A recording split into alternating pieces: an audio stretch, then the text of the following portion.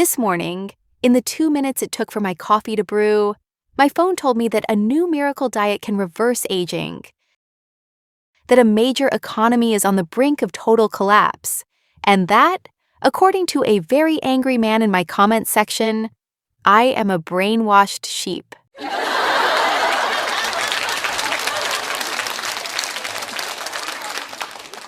It also told me the weather. It was mostly sunny, I think.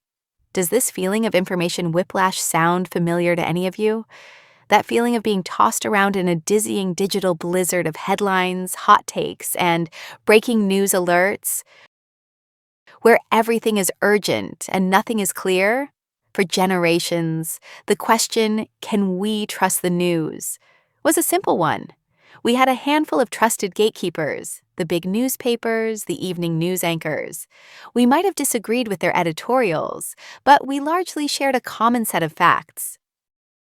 We were all more or less reading from the same page. Today, we're not even in the same library. We are in a chaotic, infinite digital food court. Let the analogy sink in. Think about it. In this food court, you have Michelin star restaurants serving meticulously researched, fact-checked journalism. Right next to them, you have greasy spoon diners serving up sensationalism and clickbait. Next to them, you have pop-up stalls run by anonymous chefs who are deliberately lacing their food with misinformation to make you sick. And all around you, algorithms are acting as waiters, not recommending the most nutritious meal, but shoving the most addictive, sugary, and rage-inducing dishes in your face because it keeps you at the table longer. In this environment, walking in and asking, "Can I trust the food?" is the wrong question. Of course, you can't trust all of it. The right question is, how do I learn to tell the difference between the nutrition and the poison? The answer is media literacy, and it is no longer a soft skill for students in a classroom. It is a fundamental survival skill for the 21st century. It's the new stop, look, and listen for crossing the digital street.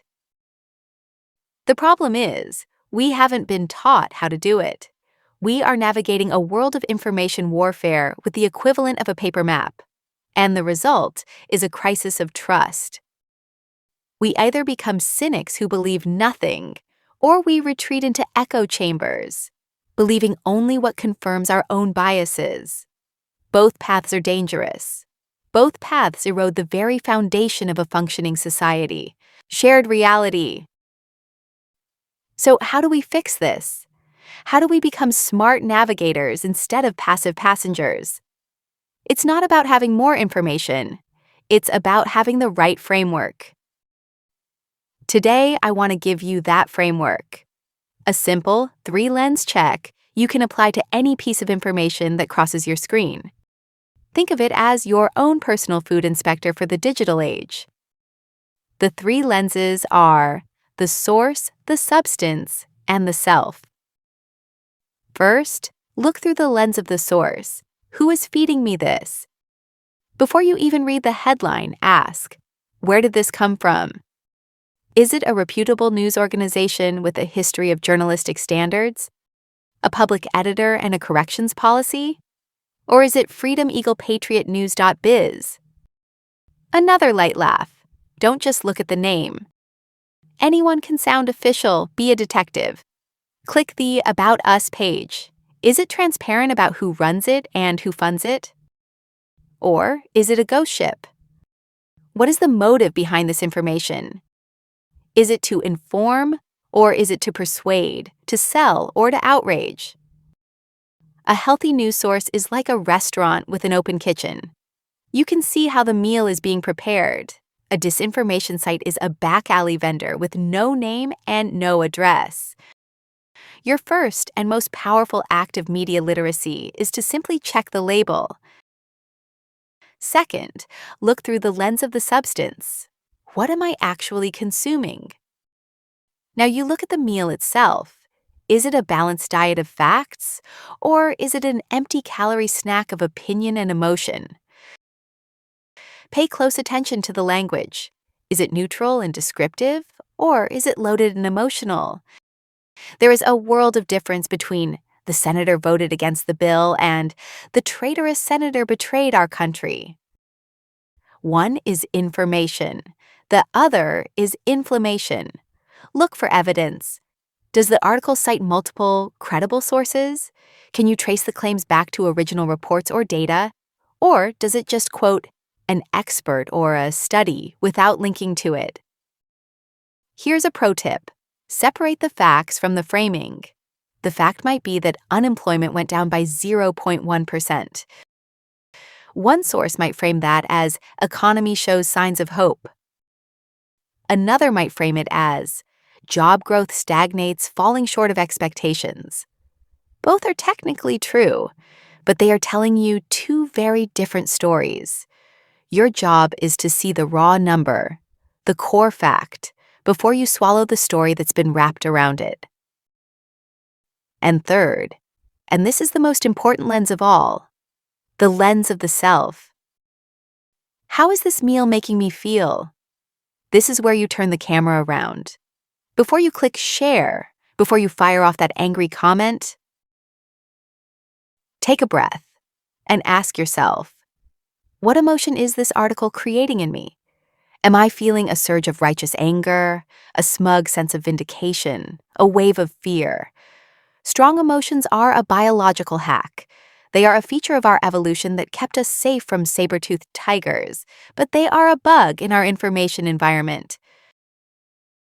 Purveyors of disinformation and outrage peddlers know this. They are not trying to convince your rational brain. They are trying to trigger your lizard brain. If a piece of content makes you immediately furious or terrified, it should be a red flag. It doesn't mean it's false, but it does mean it was designed to bypass your critical thinking. The stronger the emotional reaction, the more skepticism you should apply. The algorithm knows your triggers. Don't let it pull your strings. The source, the substance, the self. This framework doesn't require a PhD in journalism. It requires a moment of intentional pause. It transforms you from a passive consumer into an active participant. And here's the most empowering part. This isn't about saving yourself. It's about saving each other. Every time you pause, every time you check the source, every time you refuse to share emotionally manipulative content, you are casting a vote for a healthier information ecosystem. You are adding a drop of clean water into a polluted stream. Can we still trust the news? Yes.